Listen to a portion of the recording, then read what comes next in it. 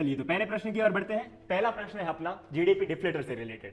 पहला प्रश्न कह रहा है कि consider the following statement regarding the GDP deflator. GDP deflator is considered a more comprehensive measure of inflation than consumer price index primarily because, यानी कि जीडीपी डिफ्लेटर से निम्नलिखित कथनों पर विचार कीजिए। जीडीपी डिफ्लेटर को उपभोक्ता मूल्य सूचकांक यानी कि सीपीआई की तुलना में मुद्रास्फीति का एक अधिक व्यापक मापक माना जाता है, क्योंकि ये कच्चे तेल और सोने जैसे आयातित आवश्यक वस्तुओं के मूल्य परिवर्तन को सम्मिलित करता है, यानी कि it accounts for the price changes of imported essential commodities like crude oil and gold.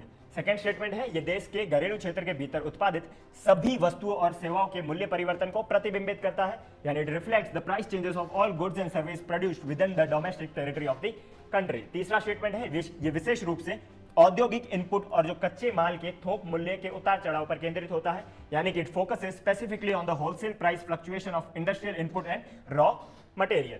चौथा स्टेटमेंट है आपका, ये वस्तुओं और सेवाओं की एक निश्चित टोकरी का उपयोग करता है जिससे वर्ष दर वर्ष तुलना में स्थिरता सुनिश्चित होती है, यानी कि it utilises a fixed basket of goods and services ensuring consistency in year on year consumption. तो क्या है इसका आंसर? इसका आंसर है 2।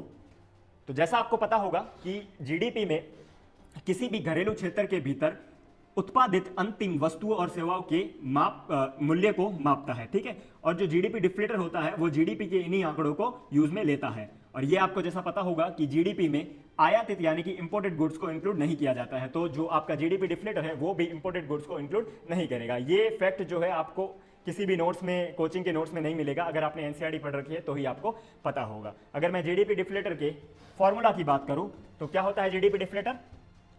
क्या होता है जीडीपी डिफ्लेटर? नाम मात्र यानी कि नॉमिनल जीडीपी जो वर्तमान में है बट्टा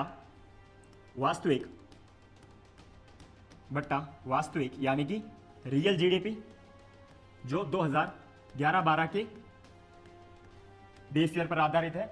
यह फॉर्मूला होता है जीडीपी डिफ्लेटर का। वहीं अगर मैं सीपीआई की बात करूं तो सीपीआई क्या होता है? सीपीआई कंज्यूम्ड गुड्स यानी कि उपभोग की जाने वाली वस्तु का एक लिमिटेड, एक निश्चित टोकरी यानी कि बास्केट होती है, इसमें लिमिटेड गुड्स इंक्लूड किए जाते हैं। और डब्ल्यूपीआई की बात करें तो डब्ल्यूपीआई एक होलसेल या फिर मैं कहूं कि जो थोक मूल्य है उसको दर्शाता है। तो ये कहा जा सकता है कि जो जीडीपी डिफ्लेटर होता है वो किसी भी अर्थव्यवस्था की व्यापकता को दर्शाता है, किसी भी अर्थव्यवस्था की कॉम्प्रिहेंसिवनेस को अच्छे से दर्शाता है। तो अपना उत्तर है 2।